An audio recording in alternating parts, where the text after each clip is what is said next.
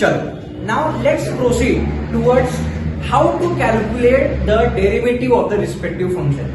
समजा मला एखाद्या कर्वचा स्लोप फाइंड आउट करायचा आहे, पण त्या कर्वचा स्लोप फाइंड आउट करण्यासाठी एक्झॅक्टली काय फॉर्म्युला आहे आपण तो डिस्कस करूया. ओके, सिंपल फॉर्म्युला आहे ज्याला आपण म्हणतो फर्स्ट प्रिन्सिपल मेथड. काय म्हणतो त्याला? First principle method. हे ऍक्च्युअली इम्पॉर्टंट नाही 12वीला, पण आपल्याला माहित पाहिजे की एक्झॅक्टली प्रोसेस काय आहे जेणेकरून डेरिव्हेटिव्ह निघतो. राईट, बघा सगळ्यांनी. समजा मी काय केलं, एखादा कर्व घेतला, एक रॅन्डम कर्व घेतला मी, समजा तो कर्व असा घेतला मी. Right, yes or no? आता समजा मला हा पॉइंट आहे, let's suppose this point is P आणि हा इथला पॉइंट आहे क्यू. पी आणि क्यू या दोघांमधलं डिस्टन्स जर आपण कॅल्क्युलेट केलं, बरोबर, समजा या दोघांमधलं डिस्टन्स आहे काय रे? एच. किती डिस्टन्स आहे या दोघांमध्ये? एच. मला सांगा ज्यावेळी एच ची व्हॅल्यू 0 होऊन जाईल, बरोबर, ज्यावेळी एच ची व्हॅल्यू 0 होऊन जाईल, पी आणि क्यू एकमेकांवरती ओव्हरलॅप होतील. म्हणजे काय रे, समजा इथं कुठेतरी पी आणि क्यू एकमेकांवरती ओव्हरलॅप होतील, आपण असं अजून करूया. बघा बरं, पी पॉईंट वरती सरकत गेलो, क्यू पॉईंट खाली सरकत आणलो, एच ची व्हॅल्यू 0 झाली म्हणजे एकच पॉईंट मिळाला मला, आणि त्या पॉईंटला आपण टँजंट ड्रॉ करू शकतो. मला काय म्हणायचं कळतंय? Yes or no? मग आता मला समजा पी पॉईंटचे कोऑर्डिनेट फाइंड आउट करायचे. राईट, समजा आपण असं अजून करूया की पी पॉईंटचा एक्स कोऑर्डिनेट आहे तो आहे एक्स, म्हणजे हे जे डिस्टन्स आहे माझं इथून एवढं, हे डिस्टन्स किती आहे? एक्स. आणि त्याचा वाय कोऑर्डिनेट काय असेल रे? F of x. हे आपल्याला माहिती आहे. वाय म्हणजे काय असू नये, Y is always function of x, म्हणजे वाय ला आपण कसं लिहू शकतो? एफ ऑफ एक्स असं लिहू शकतो, बरोबर. आता या एक्स मध्ये मी काय केलं, हे एच डिस्टन्स ऍड केलं, म्हणजे पी पॉईंट पासून जर एच डिस्टन्स ऍड केलं तर मला क्यू पॉईंट मिळतो. मला काय म्हणायचं कळतंय का? या एक्स मध्ये जर मी एच डिस्टन्स ऍड केलं तर मला क्यू पॉईंट मिळतोय. मग जर मला क्यू पॉईंटचे कोऑर्डिनेट फाइंड करायचे असेल तर या एक्स मध्ये किती ऍड करावं लागेल? मला एच ऍड करावं लागेल. तर क्यू पॉईंटचा पहिला कोऑर्डिनेट काय आला? एक्स प्लस एच आला. जसं इथं एक्स ला एफ ऑफ एक्स आलं, तसं इथं एक्स प्लस एच ला काय आलं रे? F of X plus H. हा झाला माझा वाय कोऑर्डिनेट. इथं काय होतं? एक्स ला आपण काय केलं? F of X. इथं काय होतं? X plus H. इथं काय झालं? F of X plus H. आता मी काय करतोय, याला असं अजून करूया, this is my x1 y1 and this is what is my x2 y2. बरोबर, मला या पर्टिक्युलर कर्वचा स्लोप फाइंड आउट करायचा आहे, बरोबर. मग मला तुम्हीच सांगा what exactly is the formula for slope. आपण काय म्हणतो स्लोपला? एम असं इंडिकेट करतो, बरोबर. Therefore M is equal to काय फॉर्म्युला असतो आपला? y2 minus y1 upon x2 minus x1, बरोबर.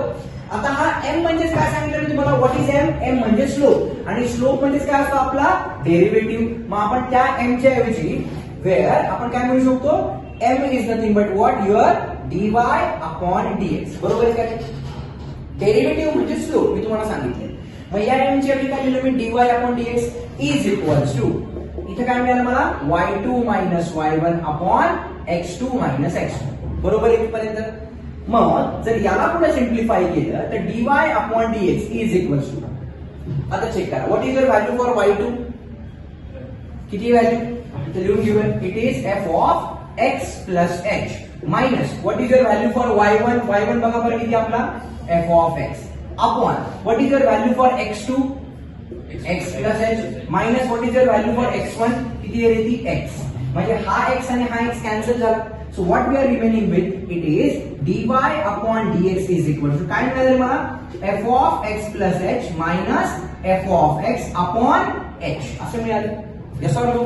मग मी तुम्हाला काय म्हणतोय, जर h ची व्हॅल्यू 0 झाली तर आपल्याला एक पॉइंट मिळेल, आणि त्या पॉइंटला मी काय करू शकतो रे? टँजंट ड्रॉ करू शकतो. मला काय म्हणायचं कळतंय का?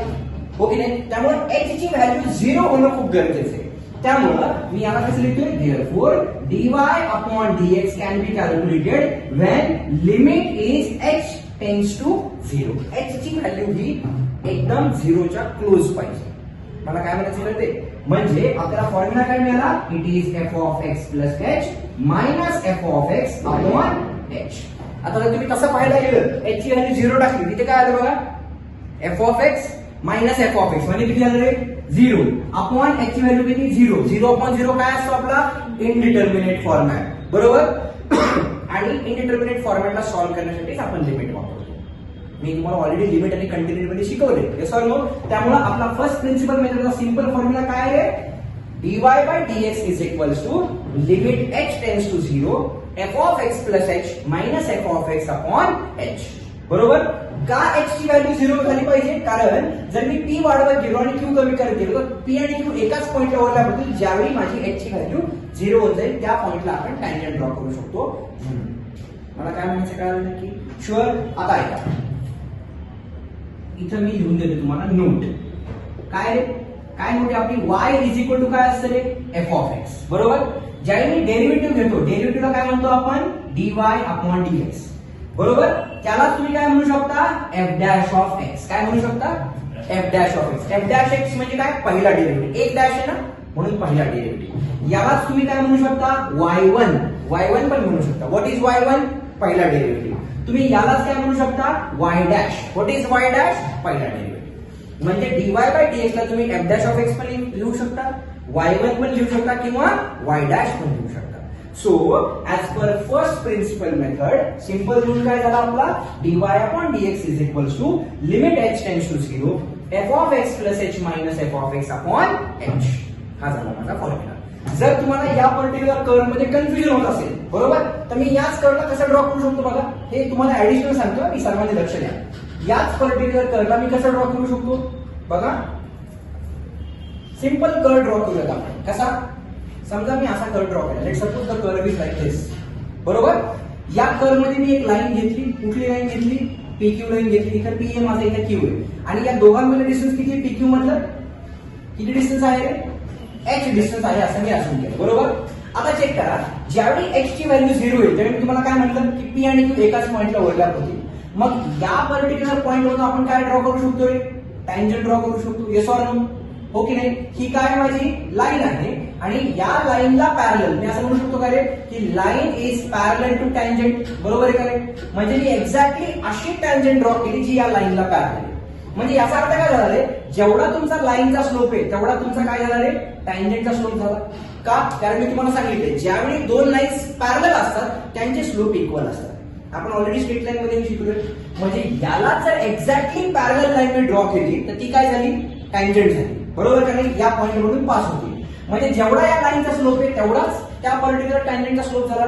आणि जो टँजंटचा स्लोप आहे तोच काय झाला? त्या कर्वचा स्लोप झाला. मला काय म्हणायचं कळते? मग आता पी पॉइंटची कोऑर्डिनेट काय घेतली आपण? पी पॉइंटची कोऑर्डिनेट घेतला होता एक्स कोऑर्डिनेट आणि वाय कोऑर्डिनेट किती आला माझा? एफ ऑफ एक्स आला. या एक्स मध्ये मी एच ऍड केलं तर क्यू पॉइंटची कोऑर्डिनेट काय आले? X plus H. आणि तसा वाय कोऑर्डिनेट किती आला रे? F of X plus H. तुम्ही अशी पण ही फिगर समजून घेऊ शकता. I think this will be more clear की ही जी लाईन होती याच लाईनला एक्झॅक्टली एक टँजंट ड्रॉ केली जी बरोबर या लाईनला पॅरलल होती. पॅरलच का घेतली? कारण मला माहितीये ज्यावेळी दोन लाईन्स पॅरलल असतात त्यावेळी त्या लाईनचा आणि त्या टँजंटचा स्लोप इक्वल होऊन जाईल. म्हणजे जर मी या लाईनचा स्लोप काढला तोच त्या टँजंटचा स्लोप झाला आणि तोच त्या PQ कर्वचा पण स्लोप झाला, म्हणजेच डेरिव्हेटिव्ह झाला. एक कळाला का नक्की सर? शुअर? 100% डन.